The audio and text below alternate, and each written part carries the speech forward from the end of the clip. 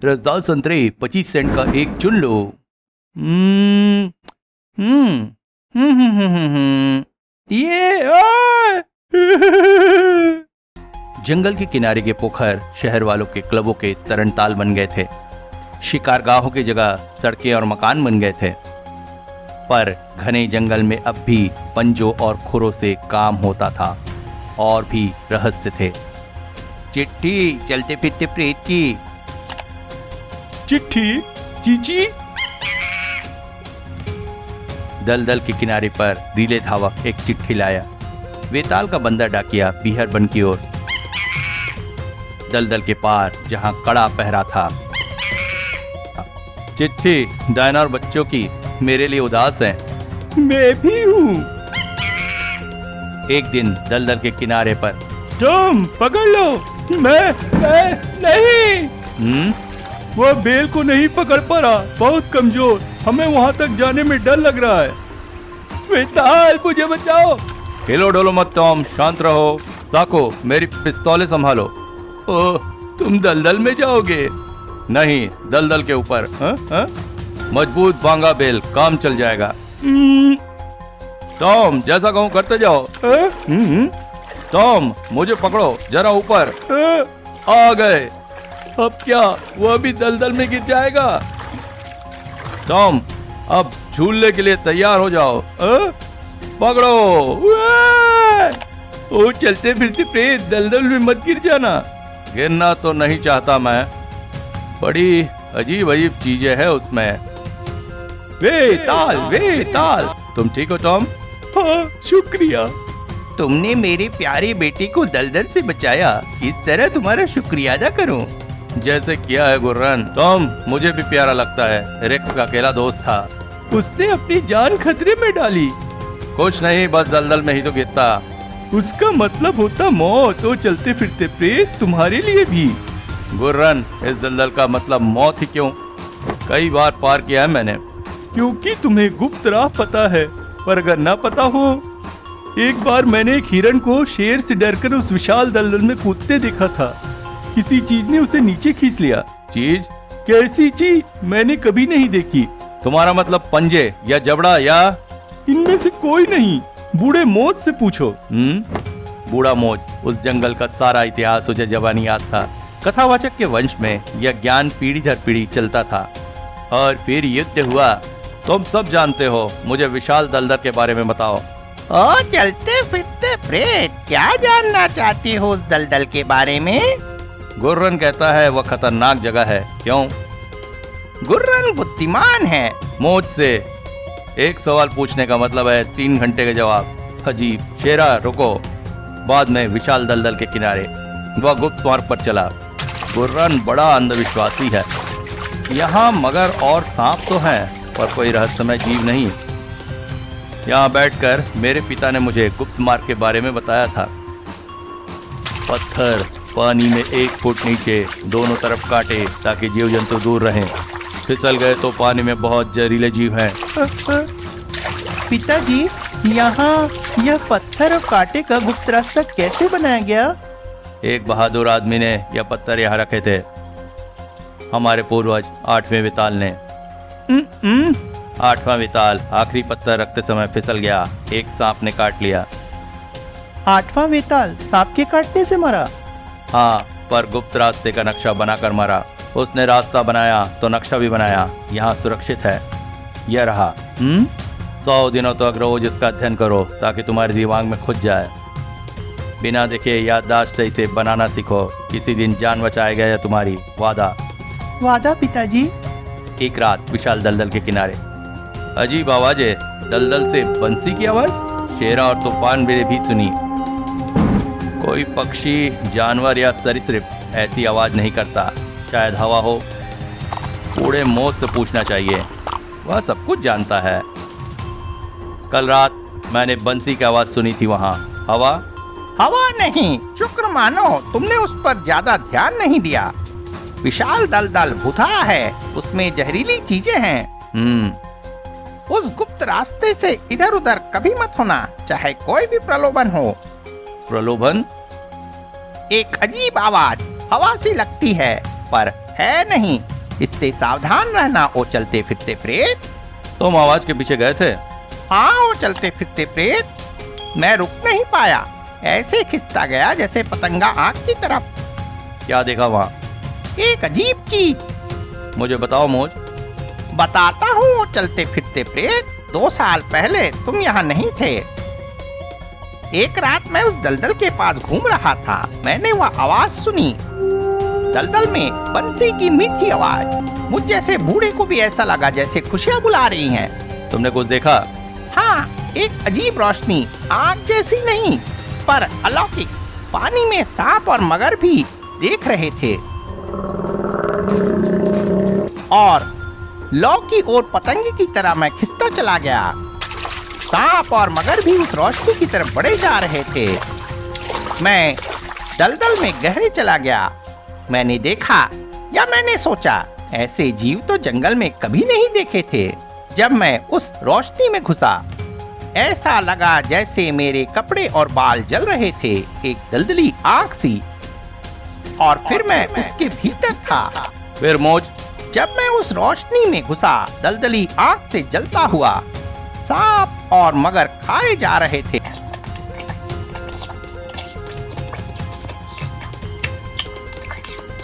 और तब मुझे लगा जैसे मुझे सांप ने काटा, पर मैं बेखबर देखे जा रहा था, देखकर चकित था।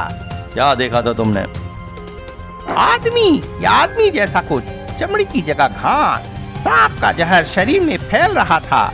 मैं उन अजीब जीवों को घूरता रहा। फिर मैंने आंख से घिरे एक सिंहासन पर एक राक्षस देखा, और उसे देखते देखते मुझे चक्कर आ गए। मैं समझ गया यह सांप के जहर का असर था। तभी मैंने अजीब चीख सुनी। तब मेरे चेहरे के आगे उन अजीब आदमियों ने खतरनाक ढंग से पंजे दिखाए। किसी ठंडी चीज ने मुझे पकड़ लिया, फिर जबरदस्ती मेरा मुंह खोलकर कोई कड़वी चीज पिला दी। मैं बेहोश हो गया। सोचा मैं मर गया। मोज, तुम मरे नहीं थे, तुम यहाँ हो। क्यों? दलदली सांप का काटा कभी जिंदा नहीं बचा है। जब तुम जगे तो दलदल में ही थे? नहीं हो चलते फिरते प्रेत। मैं अपनी गुफा में जगा, पहाड़ी के ऊपर, दलदल से 2 मील दूर। तुमने सब कुछ सच सच बताया ना? मैं तुमसे झूठ बोलूंगा वो चलते फिरते प्रेत। मोज, हो सकता है दलदल के सांप के काटने से तुम्हें दृष्टि भ्रम हो गया हो। दृष्टि क्या होता है यह? ऐसी चीजें देखना जो होती नहीं। ओह, सपनों की तरह शायद। पर 2 साल बाद भी सांप के कांटे का निशान बाकी है। हाँ, यह सांप के कांटे का निशान है। मोज, दलदल में जब तुम बेहोश हुए, तुमने कोई आवाज सुनी थी? हाँ, अंधेरा छा गया था। उन अजीब से जीवों की आवाज आई। यह तो बूढ़ा मोज है।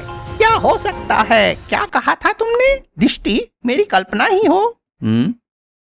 उस रात खोपड़ीनुमा गुफा में सोते समय वेताल ने डरावने सपने देखे। सवेरे क्या हुआ शेरा? जगाने के लिए माफ करना, मुखियाओं का संदेशवाहक आया है। वो चलते फिरते प्रेत, मुखियाओं की परिषद में आपको बुलाया गया है, जरूरी काम है। जरूरी? चलो। जाते हुए भी उसके दिमाग में पूरे मोज की दलदल वाली कहानी थी। स्वागत हो चलते फिरते प्रेत, आओ। शुक्रिया मुखिया वम्बुतू। यह परिषद ऐसे ही मामलों के लिए होती है जिनसे लड़ाई का खतरा हो। ऐसा ही मामला है आज। लड़ाई का कारण है इसके बीच? वाम्बेसी और लोंगो, 2 सबसे बड़े कबीले। क्यों? हम वाम्बेसियों के कई जानवर गायब हो गए, जो बाद में लोंगो के खेत में मिले। हम लोंगों की बहुत सी भेड़ें गायब हो गई, वाम्बेसियों के खेत में मिली। हमने तुम्हारी भेड़ें नहीं चुराई। हमने तुम्हारे जानवर नहीं चुराए। मुखियाओं, सिर्फ बात करो। यह बात नहीं है। लोंगो कबीले ने हमारे बहुत से युवक चुराए हैं। झूठ। तुम वाम्बेसियों ने हमारे नौजवान चुराए हैं। युवक चुरा लिए? यह कैसे हो सकता है? ओफ, बहुत हो गया। पहले गाय और भेड़ों की बात करो। वेताल, तुम मुझे अच्छी तरह जानते हो। हाँ, उंगान के उन्याटो, तुम जंगल के ओलंपिक के चैंपियन हो। वाम्बेसी और लोंगो जंगल के सबसे धनी, सबसे बड़े और ताकतवर कबीले हैं। अगर वे लड़े हम सब खत्म हो जाएंगे। कोई शांति का रास्ता दिखाओ चलते फिरते प्रेत। वाम्बोतु, लियोंटो, तुम दोनों ईमानदार हो। मुखियाओं, मैं उन दोनों से कुछ सवाल पूछूं, आप जवाब सुनेंगे? पूछो सवाल।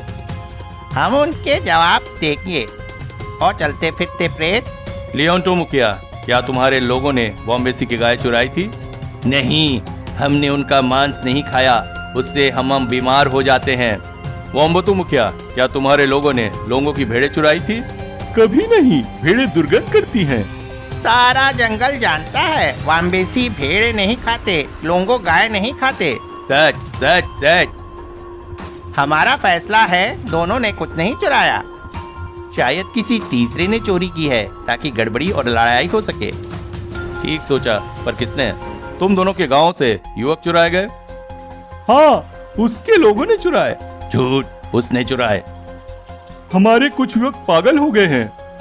अजीब है, हमारे भी कुछ युवक ऐसे ही हो गए हैं। जब काम करने के लिए कहा या सोने के लिए कहा, नहीं नहीं नहीं, नहीं। हमारे विनम्र युवक अचानक बदल गए। हमारी भी, जैसे किसी ने टोना कर दिया हो राक्षसों के प्रभाव में। सजा दी तो हंसते रहे और सवेरे गायब हो गए। कितने युवक भाग गए तुम्हारे? एक रात 5, फिर 10 और फिर 15। उतने ही हमारे। लियोंटो, इसलिए तुम वाम्बेसियों को जिम्मेदार क्यों मानते हो? जब भी किसी क्रुद्ध युवक को सजा दी गई, मैं वाम्बेसी जाऊंगा जहाँ वे मुझे प्यार करते हैं। पर मेरे युवकों ने तुम्हारे पास जाने की बात कही। लोंगो, वही शब्द। हाँ?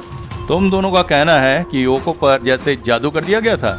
हाँ, जब एक को सजा दी गई तो वह चिल्लाया, तुम्हें सजा मिलेगी, सांपों की देवी हमारा बदला लेगी। और 2 लोंगो युवक, हमें छूना मत, सांपों की देवी तुम्हें खत्म कर देगी। मुखियाओं की परिषद हैरान थी। सांपों की देवी?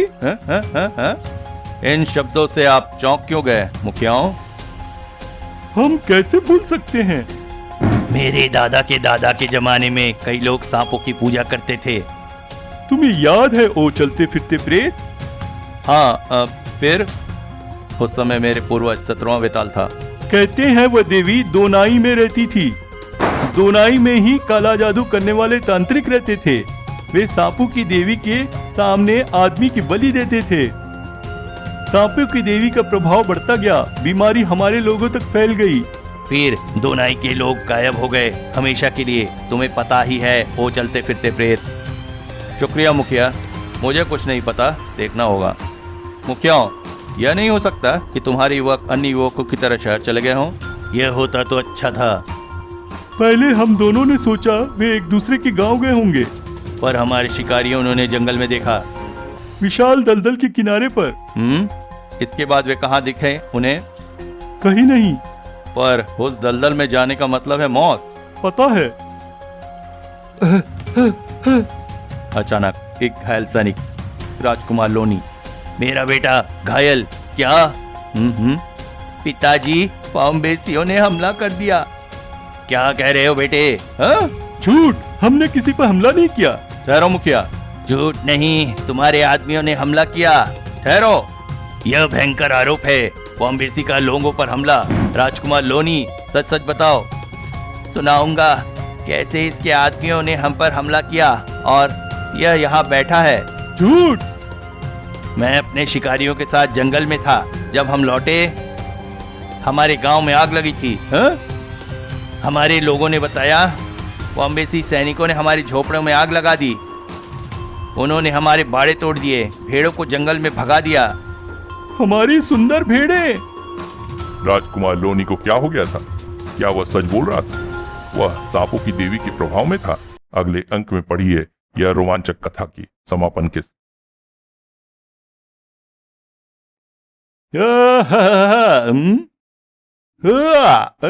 ब्रिकडेब्रे।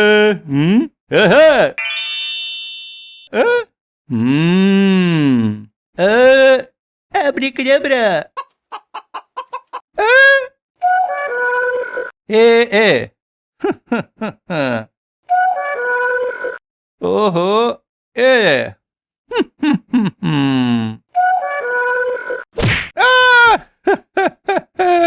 पहुंच चुके हैं। एक दिन वेताल को मुखियाओं की सभा का जरूरी संदेश मिला। वहां पहुंचने पर उसे पता चला कि वाम्बेसी कबीले की गाय और लोंगो कबीले की भेड़ें गायब हो गई हैं। दोनों कबीले के युवक भी गायब हुए हैं और इस सब के लिए दोनों एक दूसरे को दोषी ठहरा रहे हैं। वेताल समझ गया कि मामला गंभीर है। उसने कबीलों के मुखियाओं को समझाया कि कोई बाहरी ताकत उन्हें फूट डालने की कोशिश कर रही है। बात मुखियाओं की समझ में आ गई। उन्हें यह भी याद आया कि युवक अजीब सा व्यवहार कर रहे थे और सांपों की देवी की बात किया करते थे। कौन थी यह देवी? इस फूट से उसे क्या लाभ मिलता? इन सब अनुत्तरित प्रश्नों के बीच गायक राजकुमार लोनी वहां पहुंचा और उसने वाम्बेसियों पर आरोप लगाया कि उन्होंने लोंगो कबीले पर हमला करके वेताल के शांतिप्रिय प्रयासों को विफल बनाया है। वाम्बेसियों ने कल रात हम पर हमला क्यों किया? क्योंकि उन्हें पता था हमारे सैनिक शिकार पर गए हुए हैं। मुझे क्या पता इसका? तुम्हारे जासूसों से खबर पाकर तुम्हारे बहादुर सैनिकों ने बूढ़े बच्चे और औरतों पर हमला कर दिया। झूठ है, हमारे कोई जासूस नहीं है। मेरे हुक्म के बिना हमला नहीं हो सकता। मैंने हुक्म नहीं दिया। काफी सुन लिया मैंने। हम यहाँ शांति की बात कर रहे हैं और वाम्बेसियों ने हमारी पीठ में छुरा घोंप दिया। झूठ। अब देख लेना वाम्बेसी सैनिकों की लड़ाई। ये लड़ाई हम सबको तबाह कर देगी विताल। उन्हें रोको। कहना आसान है यह। लियोटो, मोम्बुतु, रुको, बात करते हैं। क्या बात करोगे? वे झूठ क्यों बोले? इन्होंने हमें धोखा क्यों दिया?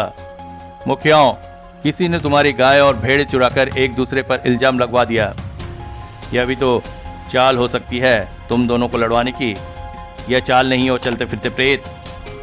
इन्हें रोको, मैं साबित कर दूंगा दोनों कबीले बेगुनाह हैं। तुम यह कर सकती हो चलती फिरते प्रेत? कोशिश कर सकता हूँ, उम्मीद भी। मैं मुखिया परिषद के नाम पर बोल रहा हूँ। वाम्बेसी के वुम्बुतु, लोंगो की लियोटो, हम यह लड़ाई नहीं होने देंगे। तुम दोनों सबसे ताकतवर कबीले हो। तुम्हारी लड़ाई से हम सब तबाह हो जाएंगे।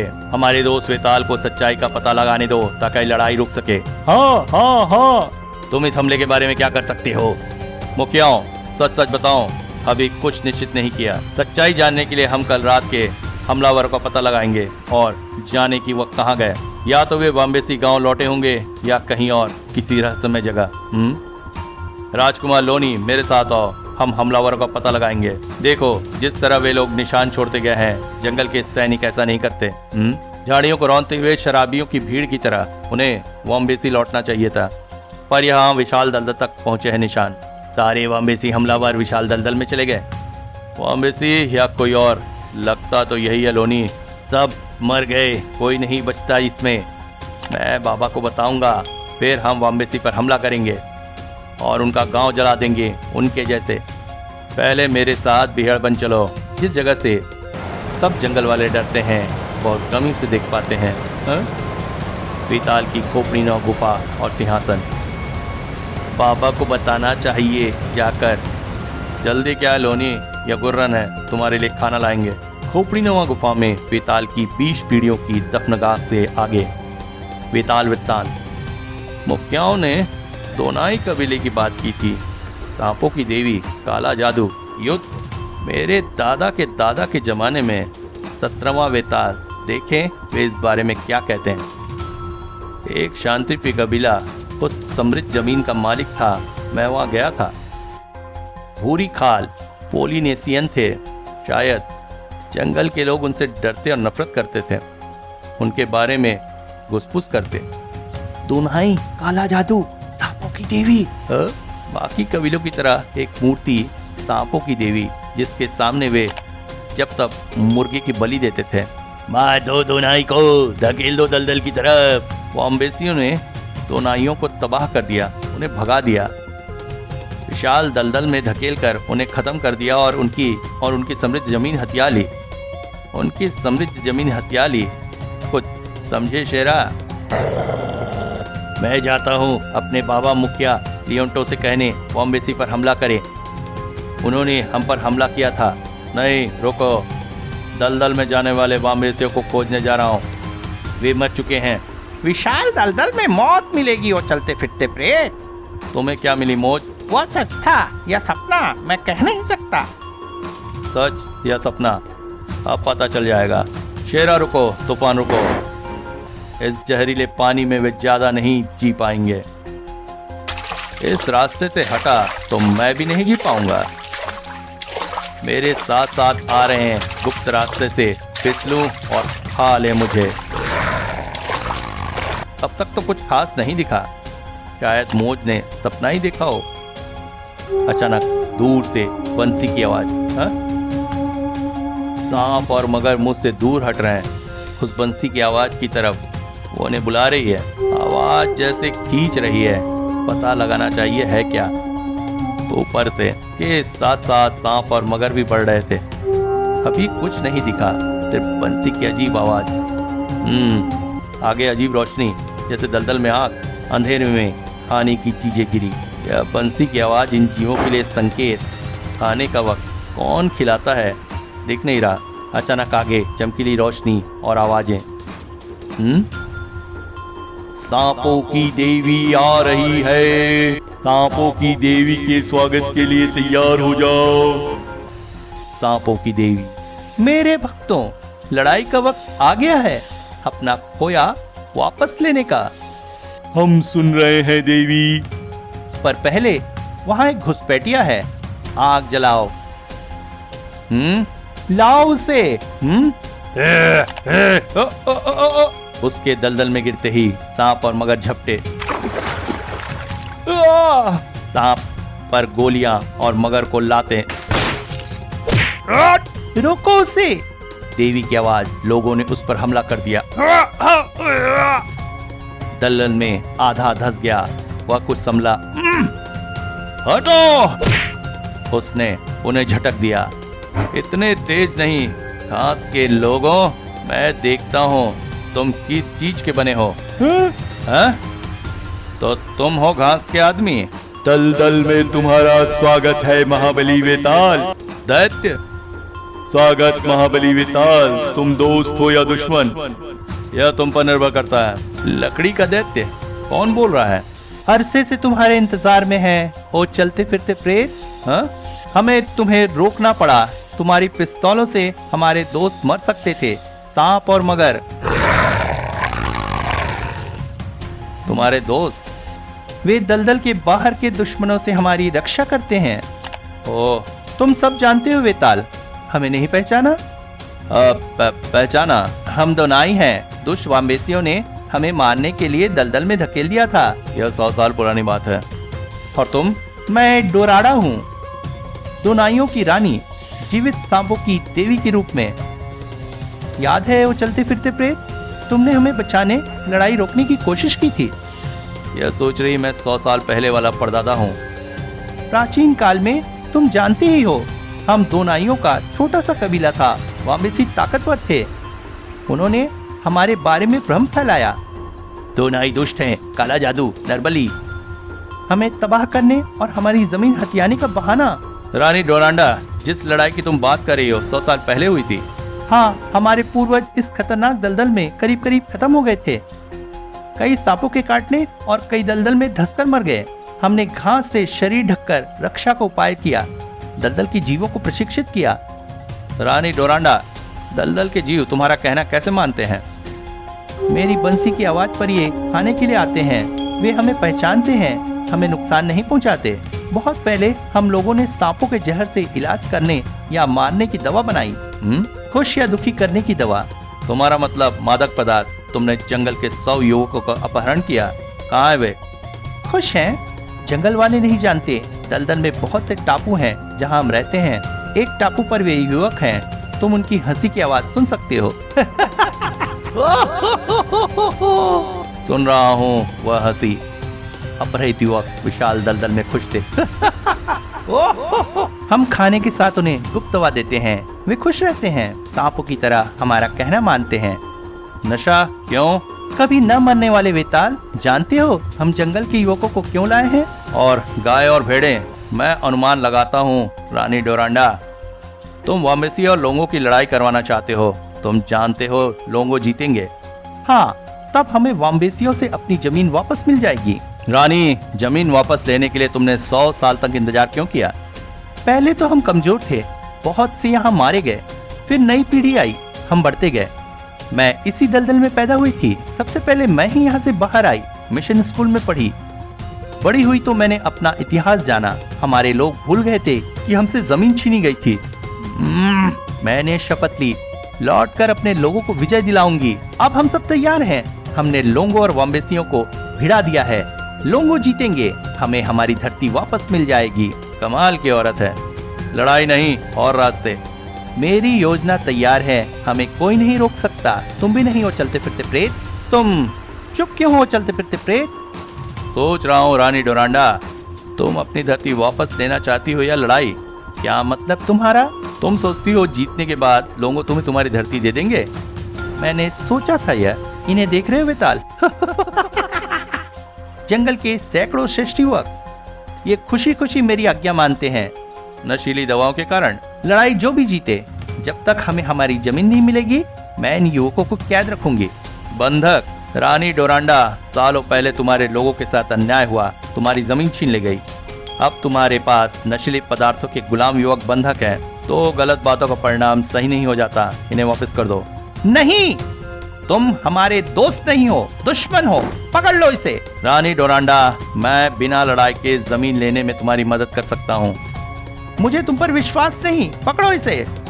खेद है देवी, पकड़ूंगा मैं। तुम्हारी रानी और मैं जा रहे हैं, हमारे लिए रास्ता साफ करो। तुम्हारी यह हिम्मत, इसके लिए तुम्हें मरना पड़ेगा। एक दिन सब मरेंगे। हट हट।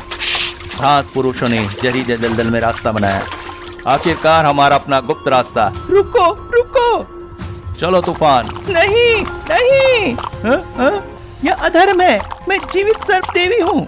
सिर्फ उस दलदल में डोरांडा, या तुम सिर्फ बच्ची हो, बिना किसी सांप के।